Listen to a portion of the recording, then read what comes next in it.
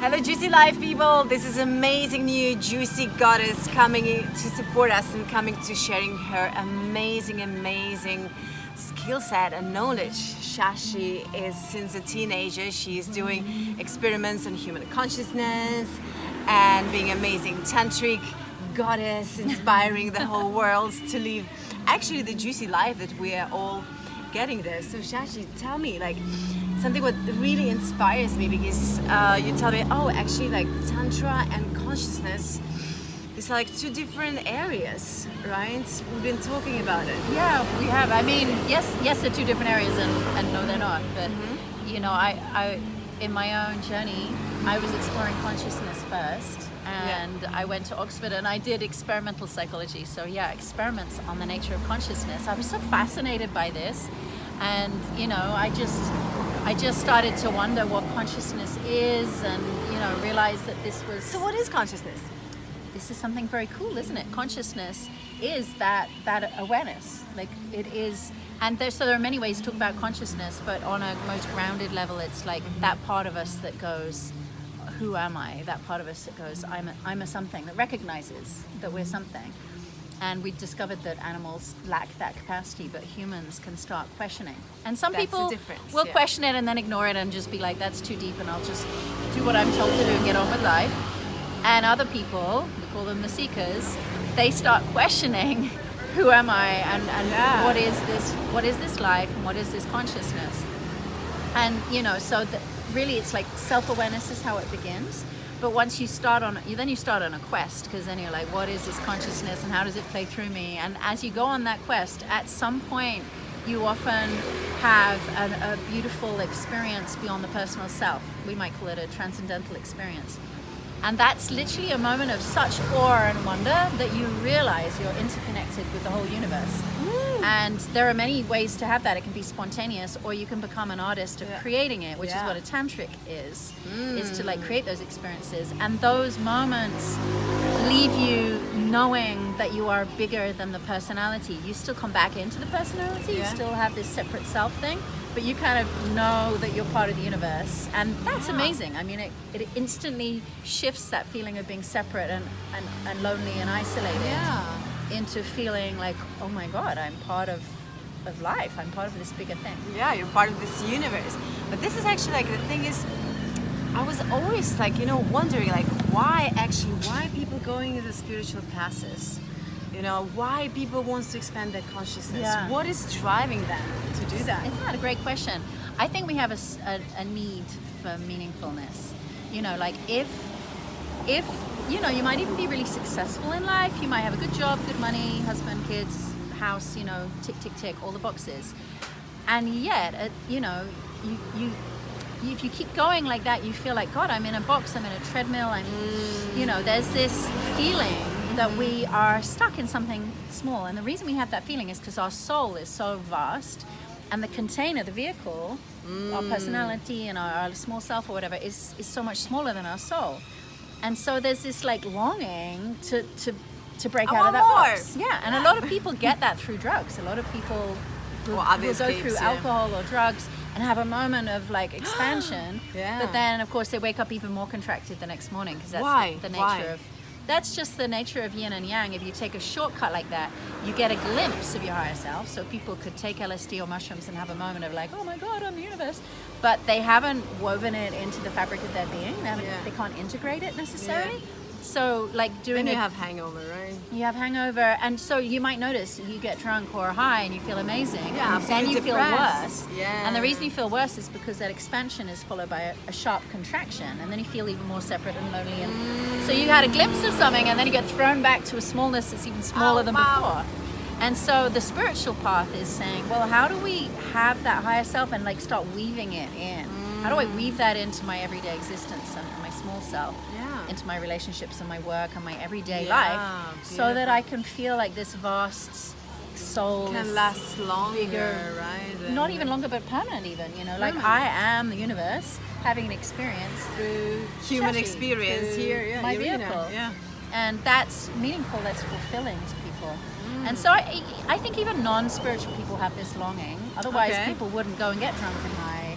All right. And so Shashi, like I'm drunk, let's say like I'm drunk, I have like the regular job, I'm like have nothing to do with any yoga, with any like spiritual practices, and I just like struggling through my life. I have this job that drives me nuts, and I'm like, oh, what would be the first step that you would recommend to those people to get, not through the drugs, not through the alcohol, not through some magic pill. Magic, you whatever know, the thing that changes people is actually suffering. And you know, like if you just try and say to people, stop drinking, stop doing drugs, stop being addicted to sex or porn or whatever it is, they're not going to listen. No, but you know what actually changes people is the suffering. It's that contraction. It's the hangovers and the come downs and the emptiness. Like if you're addicted to porn, you start feeling empty. So there's an empty, contracted feeling, and it's that motivates people to change, because you know, and it gets worse as you get older. You know, at the beginning you can have more high and less come down, and then over time it's like there's more come down and less high. And so it's that pain and suffering of the come down part that actually motivates people, some people, not all, to start going, well, what else is there? So I actually think hedonism is often the first step of the spiritual path. Even though we think spirituality and hedonism are miles away, there are actually a lot of people who went through a party scene or through some kind of hedonism or addiction, you know, that leads to becoming a spiritual seeker. Even Alcoholics Anonymous, you know, it turns people into spiritual seekers. So three top tips for the people to make 3 little steps towards this of life from being there where they are. So very basic, very like 3 nice basic things. One is that many people have this transcendental experience through nature. It's one of the most common ways for their spontaneous experience. For example, going to the Grand Canyon, climbing a mountain, seeing something that's bigger and awe-inspiring can actually give people that spiritual experience. You can, as long as you're not stuck behind your phone taking pictures of it, taking selfies, as long as you're present with the experience. If you go to extraordinary places on this planet and put your phone down and breathe it in, you can actually have this shift in consciousness. That's a really easy way to do it, and a wonderful way. Number 2 would be find a way to get high without taking drugs. How? Well, a very, very popular is different dance techniques and breath work and tantra. So these are all ecstatic paths, and the facilitators will actually guide you into a state of ecstasy. So through breathing, through shaking, through feeling into the body, different techniques and dancing, people start to feel ecstasy. And it's the same thing you're desiring when you're reaching for it through drugs, only it's just a glimpse and then it's gone. But if you start going to ecstatic dance, you're going to start feeling that natural high. What would number 3 be? Well, I'm going to put sex in there, tantric sex. How about that? Because I am a tantrika. And one of the things... What is the tantric sex? Well, tantric sex is when instead of contracting around your orgasm and pushing it out of the body, you relax and expand and let it push up and rise through you. So instead of like going... like a sneeze, you go... and you just let that energy up and through you. So you start opening to a massive amount of energy and pleasure, and that shifts your consciousness and your state of being and your awareness, and can give you a transcendental experience. So this is a way of... friends walk by at that moment while I'm doing my orgasm thing. Luckily they're tantric. So, you know, the tantrika is someone who is like, okay, sometimes people accidentally, they're having sex and they accidentally stumble upon this feeling of oneness with the universe. But the tantric is the art, is the science of that. It's like, how do we make sure that through sex we're having a cosmic experience? We're entering our soul self and we're expanding into our higher self. So there are why steps. Why do we need the second person? Like, why can't we just like sit in meditation? You can do it with self-pleasuring as well. So, but what you do need is sexual energy, because the sexual energy is the rocket fuel for that experience. You know, you need energy to lift you up to a higher level, right? As an instant. So, you know, that's why some people might take drugs that give them an energy, but then they crash. But your sexual energy is a renewable source of energy. It comes from Mother Nature. It's like unlimited. And once you learn to let it in through your perineum and into your body, then you realize, and you have to undo all your conditioning that has shame around sexuality and blocks it and doesn't express with sound and movement. You have to clear all of that out of the way, otherwise all this the energy mental can't blocks. move. Yeah. A lot of them come from the mind and from conditioning and parents and whatever trauma. So we have to heal all of that so that we can let this amazing, juicy, yummy life force come up through us, so that we can start living an orgasmic life. And you don't need a partner. You don't even need genital orgasm, actually. No. You can just learn to breathe and move this sexual energy through your body, and create these experiences. But a lot of people will liberate the energy that's caught in their genitals, because otherwise it's kind of like a little time bomb is trapped down there. And then people just want to get rid of it, just get laid so that they can get rid of it. And they're throwing away their energy. And it's like, actually, if you can open that and let expand. it move through you, then you're going to energize and you're going to lift yourself to a higher state of consciousness. You're going to merge with the universe. You're going to expand into your soul self. You're going to build your energy body. So I would put tantric sex, I put it as number 3, but really it's number 1. But it might be easier to go to the Grand Canyon. It's an easier thing because to go out of to the close neighborhoods, instead of and it's easy to go to ecstatic dance, but it does take some practice to get towards tantric sex. So it's worth Shashi, it. Juicy life. What are your personal 3 components of a juicy life? Everything's in numbers. 3. Yeah, what would I 3. pick as my 3? Number 1. What is the number 1 would be the community, I think. I think we juice each other up. We are such energetic beings. Even if we haven't realized it, we're drawn to people's energy. And not the look. And not the look, a lot of people have affairs in their marriages because they're drawn to an energy that they're not getting in their relationship. And if you realize that, then you realize, okay, I need to be nourished by energy so I feel really alive and juicy.